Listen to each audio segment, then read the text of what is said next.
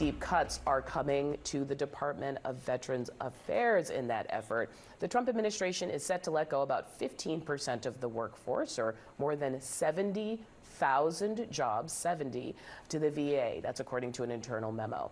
President Trump's allies insisting veterans will not suffer. Every time I go back to my district, veterans are coming and talking to me about all the problems they have with the VA. So with or without those employees, they're not making a difference for veterans. I think they can do better. So we want to put this in context for you. Is the VA actually on the path to privatization? Stephen Collinson and Nia Malika Henderson are back. We're also joined by Naveed Shah, an Iraq war veteran and political director of the veterans group Common Defense. So Naveed, I want to start with you because it was a bit of a plot twist, I think, for the administration to learn 30% of the workforce, of the federal workforce they were cutting were veterans. But as you see this moving towards the VA itself, do you see it as part of the privatization movement?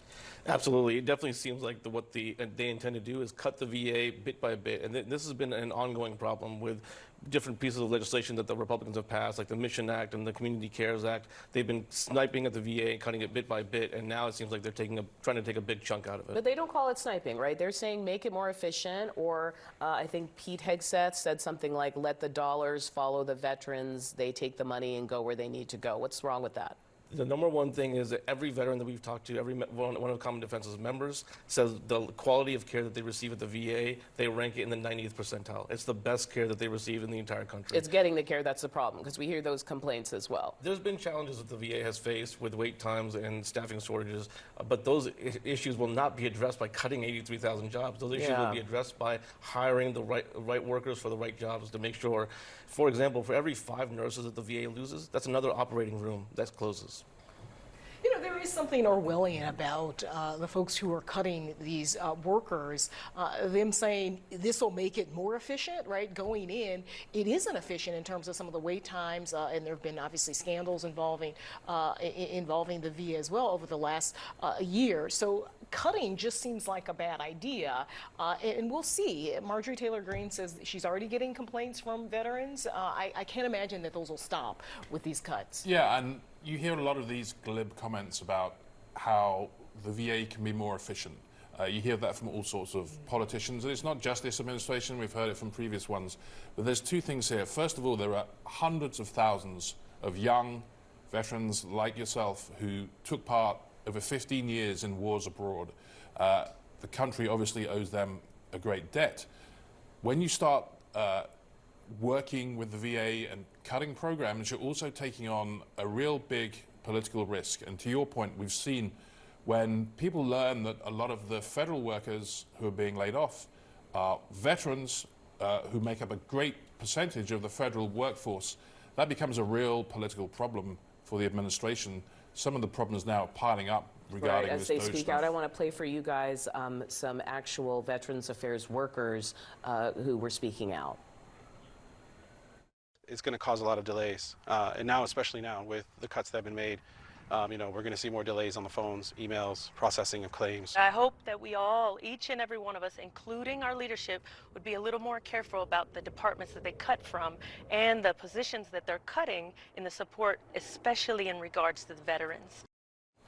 In a way, Stephen's talking about you, Naveed, right? Like, and I think of that too, as the Republican Party being particularly pain sensitive to veterans' concerns. However, there's also a huge number of veteran support for Trump himself. Right. So is that causing divisions within the community the way we saw it, say, with unions? You know, it's actually causing, this situation right now is bringing veterans together, because even vets who voted for Trump are saying, this is not what I voted for.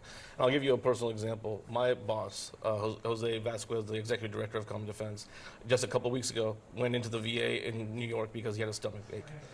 They were able to quickly get him into a scan, quickly get him to a biopsy. He had surgery yesterday to remove a mass on his pancreas.